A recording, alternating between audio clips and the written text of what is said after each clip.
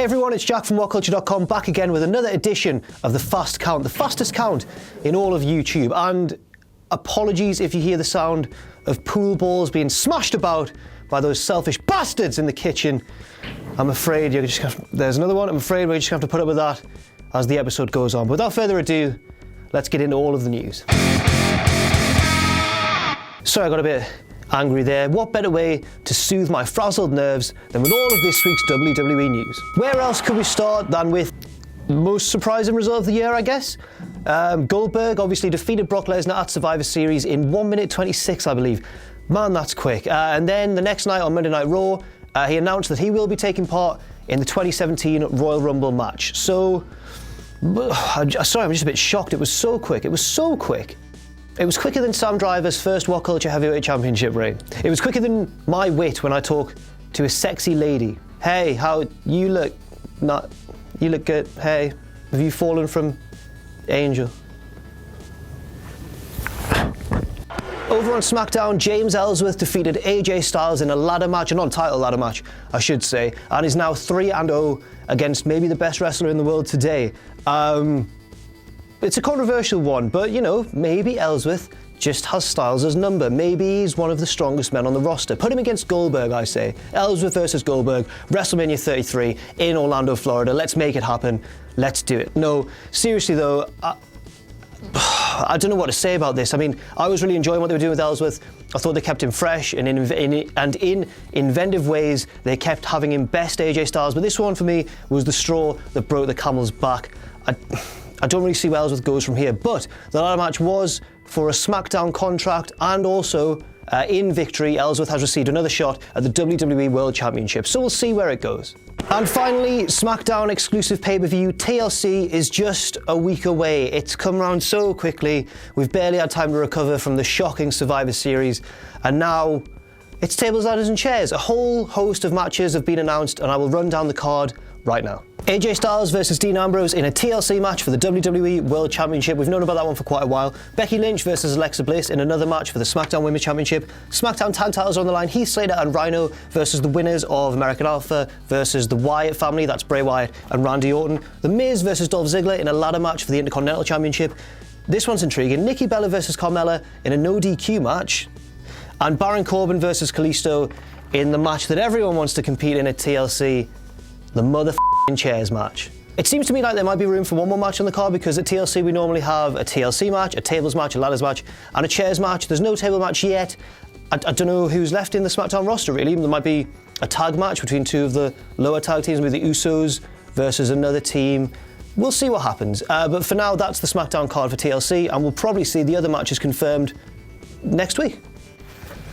He just left this in the room, Pachi. And what better way to segue into all the news from elsewhere in the wacky world of pro wrestling, where of course there are more luchadors than in WWE, at least the ones who don't get thrown off buses and beaten up by Chris Jericho. Can I say that?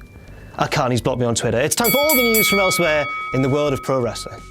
First up, we go to TNA Impact, where Matt Hardy is broken again. He was struck by lightning outside of his house and yeah, I can see you reacting there, Phil. It's ridiculous, isn't it? But luckily for us, because our Delete WCPW show is next week, a show entirely themed around broken Matt Hardy.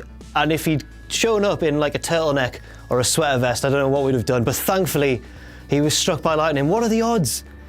And he's regained all his broken memories, and he looks to be back to his old self again. So, pretty good news for both TNA and WCPW.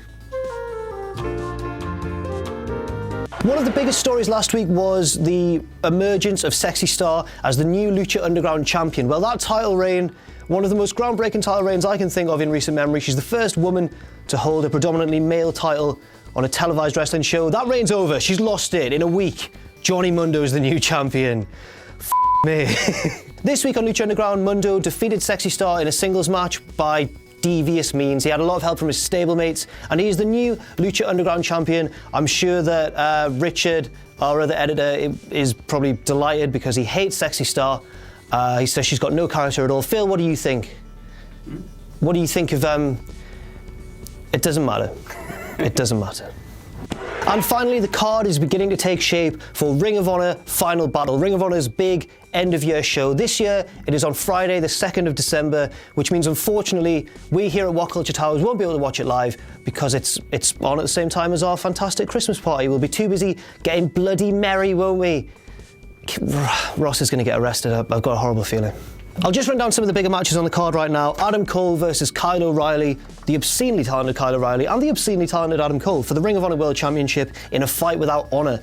Marty Scurll versus Will Ospreay versus Bobby Fish versus Dragon Lee for the TV title, and the Young Bucks versus the Briscoes for the tag title. But perhaps the match that I'm most looking forward to is a special match between Cody Rhodes and Jay Lethal. Two men, of course, who've come over to England, wrestled for us, wrestled for loads of promotions, and they're two of the very best in the world.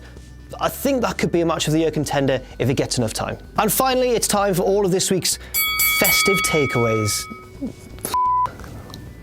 First of all, do you think Goldberg versus Brock Lesnar was the right call? There is no bigger talking point this week in wrestling than WWE's booking decision to have Goldberg squash Brock Lesnar in under 2 minutes. What do you think? Do you think it was a bold, brave move that'll pay off? Do you think it was a bit of a short-sighted move? Another example of a part-timer getting one over on not a regular member of the roster, but certainly not as much a part-timer as him. What do you think? Do you think it was good? Do you think it was bad? Do you think it was mixed as I do? Do you have mixed opinions? And why? Leave your thoughts in the comment section below. Secondly, what do you think of Johnny Mundo's capturing of the Lucha Underground Championship? Phil was no help behind the camera there because he wasn't listening when I asked him. But what do you think? Do you think Sexy Star should have been allowed to keep the belt for a little bit longer, given she's the first women's champion of a men's belt on a televised show and all the rest of it? Do you think that she should have been able to have a longer and more successful reign?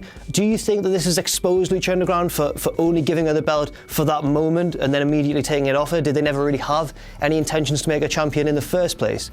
What do you think? Again, leave your thoughts below. And do you think that this season of Lucha Underground is finally picking up a bit of steam? And third and finally, because I can't think of anything else really, but also because this has been the conversation that has been dominating WhatCulture Towers today, how early is too early to play Christmas music in a place of work? I think it's too early. It's only the 25th of November, and people have been saying, oh, it's a month until Christmas, but I think December the 1st is the cut-off point. Sam Driver disagrees. He is, apparently, I didn't know this about him, a massive mark for Christmas. A big bloody Christmas mark. Who would have thought? He's miserable about literally everything else.